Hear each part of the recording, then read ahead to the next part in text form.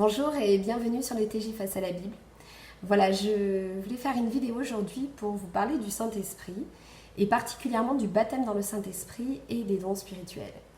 Alors cette vidéo s'adresse aux témoins de Jéhovah, aux ex-témoins de Jéhovah, mais également aux chrétiens parce que c'est un sujet qui fait controverse dans le milieu chrétien également. Certains sont pour le baptême dans le Saint-Esprit, d'autres non.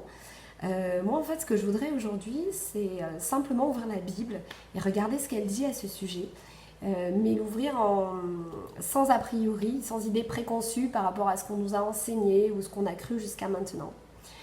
Pour ça, je vais vous parler un petit peu de mon expérience personnelle. Donc moi, j'ai été témoin de Jéhovah, comme je vous l'ai dit. Et en fait, pendant 1 an et demi, on n'est plus allé aux réunions parce qu'on a découvert toutes ces choses, voilà, tous les mensonges de cette organisation. Et juste avant d'envoyer notre lettre de retrait, on a décidé d'aller dans une église et d'assister à un office religieux, à un culte dans une église. C'est quelque chose qu'on n'avait jamais fait, puisqu'on n'avait pas le droit de le faire en tant que témoin de Jéhovah. Et on est allé en fait dans une église évangélique qui était à côté de chez nous, sans savoir trop dans quel type d'église on allait, sans savoir qu'on allait en fait dans une église pentecôtiste, donc qui acceptait le baptême dans le Saint-Esprit et les dons spirituels. Donc le culte commence, il y a un temps de chant et de louange, là on trouve ça vraiment bien, il y a des musiques modernes qui vraiment sont dans la gloire de Dieu, qui louent le Seigneur, et donc vraiment on apprécie ce moment-là. Et puis vient un temps de prière, et pendant ce temps de prière, et bien là il y a des dons de prophétie qui sont donnés, et il y a du parler en langue qui est donné. Et là, pour vous parler honnêtement, moi à ce moment-là, je me referme complètement et je me dis non, ça jamais. J'étais tout à fait contre ça. Pour moi, c'était même quelque chose de démoniaque, donc je ne voulais pas en entendre parler. Et une petite voix qui me dit quand même dommage parce que le message du pasteur, j'avais beaucoup aimé parce qu'il était vraiment en accord avec la parole de Dieu, avec tout ce que j'avais lu dans la Bible. Mais bon, j'étais vraiment fermée à ça. Donc on sort de l'église et là le pasteur nous dit bonjour, on se présente, on explique d'où on vient. Et moi je lui exprime ma réticence par rapport à ces dons spirituels. Et il va faire une chose, c'est qu'il va simplement ouvrir la Bible. Il ne va pas commencer à argumenter, il va juste nous lire un verset de la Bible. Et il va nous encourager quand on rentre chez nous à se poser, à prier, à regarder ce verset-là de la Bible tranquillement et à méditer dessus. Et c'est ce qu'on va faire avec mon mari, on va rentrer à la maison. On va prier Dieu de nous aider à regarder la vérité telle qu'elle est, pas telle qu'on voudrait qu'elle soit, mais vraiment telle qu'elle est, puisque c'est ce qu'on avait eu à cœur de faire en sortant des témoins de Jéhovah. Et en fait, aujourd'hui, c'est ce verset-là de la Bible que j'aimerais partager avec vous. Alors, il s'agit du texte de 1 Corinthiens chapitre 12. Alors, je vais lire à partir du verset 7, mais si vous voulez le reprendre, vous pouvez lire bien avant. Il est dit à partir du verset 7. Or, à chacun, la manifestation de l'Esprit est donnée pour le bien de tous. En effet, à l'un est donné par l'Esprit une parole de sagesse, à un autre une parole de connaissance selon le même Esprit, à un autre la foi par le même Esprit, à un autre des dons de guérison par le même Esprit, à un autre la possibilité de faire des miracles, à un autre le discernement des esprits, à un autre diverses langues, à un autre l'interprétation des langues. Mais toutes ces choses, c'est un seul et même Esprit qui les accomplit, en les distribuant à chacun en particulier comme il veut. Alors que nous dit Paul là ? Paul s'adresse à des chrétiens dans une église et il leur dit qu'en fait Dieu leur a donné des dons spirituels. Il leur a donné des dons de guérison, des dons de prophétie, du parler en langue. Et il va même au chapitre 14, verset 11, un petit peu plus loin, verset 12, pardon, il leur dit d'aspirer aux dons spirituels. Donc c'est quelque chose que les chrétiens devaient rechercher à cette époque-là. Alors, dans quel but ? Dans la Bible, les dons spirituels, ils ne sont pas recherchés dans le but de faire du sensationnel, de ressentir de l'extase, de l'extravagance. Non, Paul nous dit bien pourquoi, dans quel but ça devait être fait, au verset 12. Chercher à posséder avec abondance ceux qui édifient l'Église. Le but des dons spirituels était l'édification de l'Église. Et on va retrouver cette notion-là sur les dons, même en dehors de l'épître aux Corinthiens. Par exemple, en Romains chapitre 12, verset 6, Paul va dire « Nous avons tous des dons différents selon la grâce qui nous a été accordée. Si quelqu'un a le don de prophétie, qu'il l'exerce en accord avec la foi. » En Éphésiens chapitre 4, le verset 11 et 12, il dit « C'est lui qui a donné les uns comme apôtres, les autres comme prophètes, les autres comme évangélistes afin que nous parvenions tous à la maturité. Vous voyez, là encore, il y a la notion d'édification qui est liée aux dons spirituels. Alors, pour bien comprendre ce que sont les dons spirituels, je pense qu'il faut remonter à la première fois où le Saint-Esprit a été répandu sur les premiers disciples. En Actes chapitre 1, verset 5, on se rend compte qu'en fait, Jésus avait fait une promesse. Et c'est cette promesse-là que les disciples attendaient. Il l'avait dit au verset 5, « Car Jean a baptisé d'eau, mais vous, dans peu de jours, vous serez baptisés du Saint-Esprit. » Donc, les disciples étaient dans l'attente de ce Saint-Esprit qui devait arriver. Et en Actes chapitre 2, c'est la Pentecôte, tous les disciples sont réunis. Donc, ils attendent la promesse, mais en fait, ils ne savent pas trop ce qui va leur arriver. Et là, à ce moment-là, le Saint-Esprit arrive sur eux. Et voilà ce qui se passe au verset 4.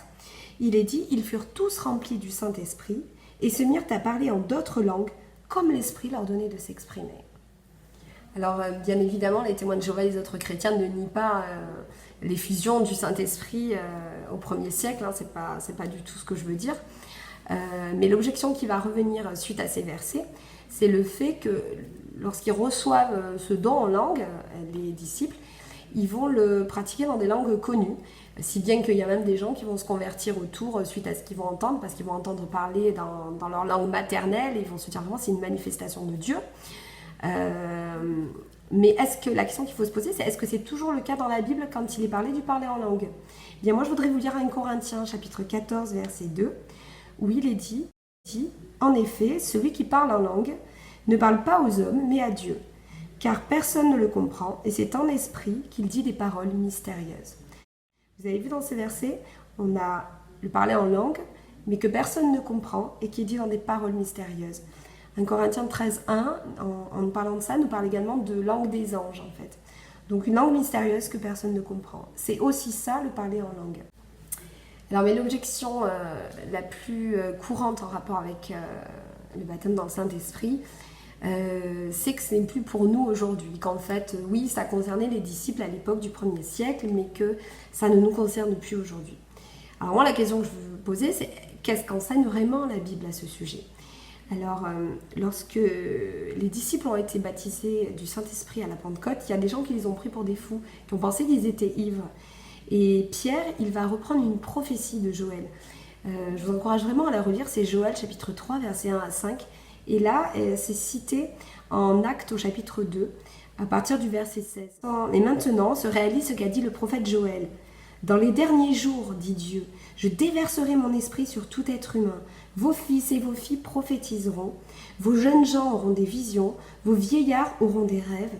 Oui, sur mes serviteurs et mes servantes, durant ces jours-là, je déverserai de mon esprit et ils prophétiseront. Alors là, la question que je voudrais poser, c'est qu'est-ce que les derniers jours dans la Bible? Alors je pense que pour ceux qui sont témoins de Jéhovah, si on leur posait la question « Vivons-nous les derniers jours ?» on nous répondrait certainement oui. Nous vivons les derniers jours annoncés dans la Bible. Et là, que nous dit Pierre, que nous dit le prophète Joël au sujet des derniers jours?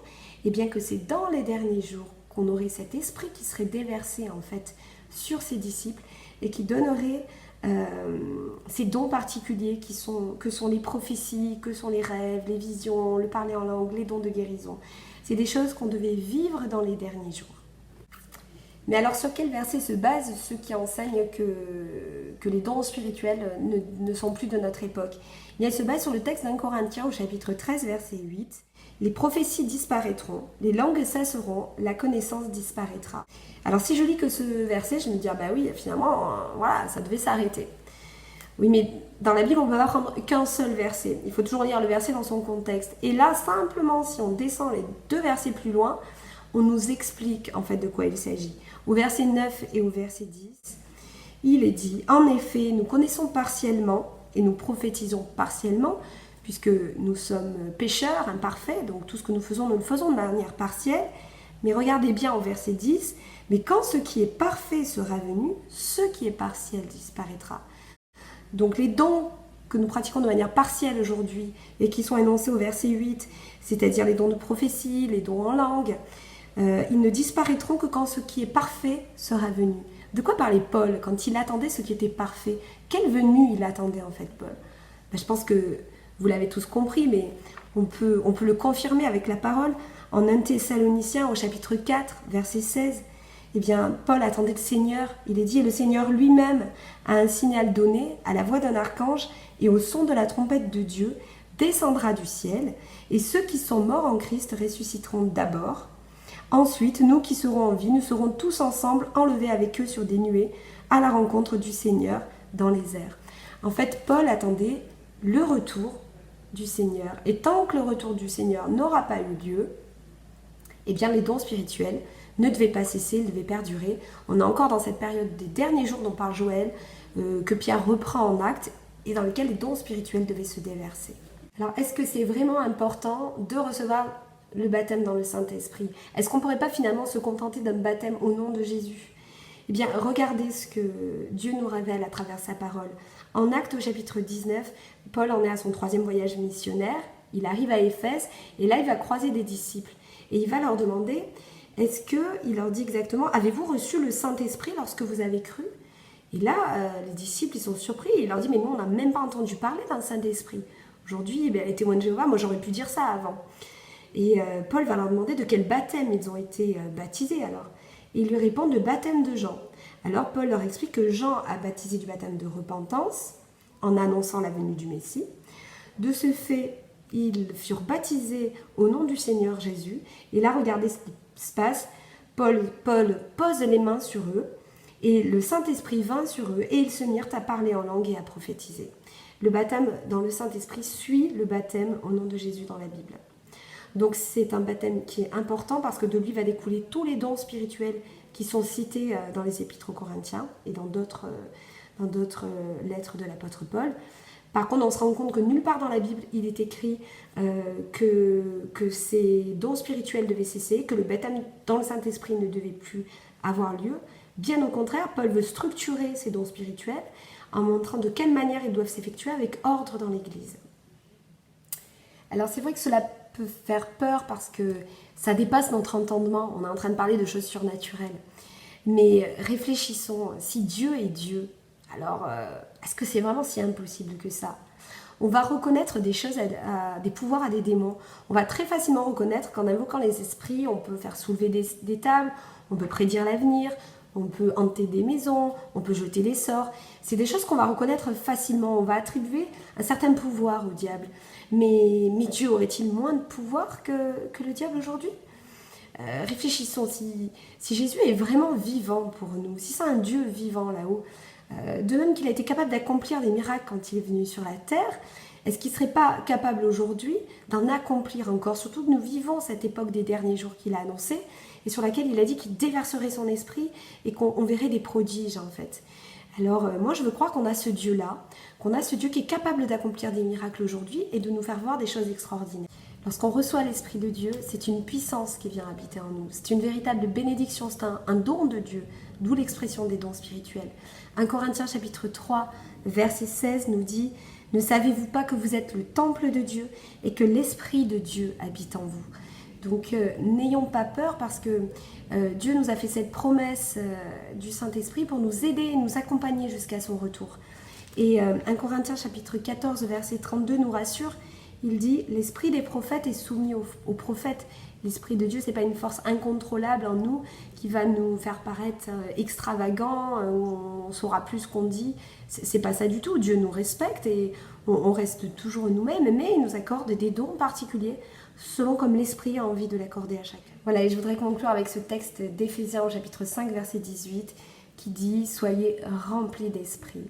Paul nous encourage à être remplis d'esprit parce que c'est une véritable bénédiction pour notre vie.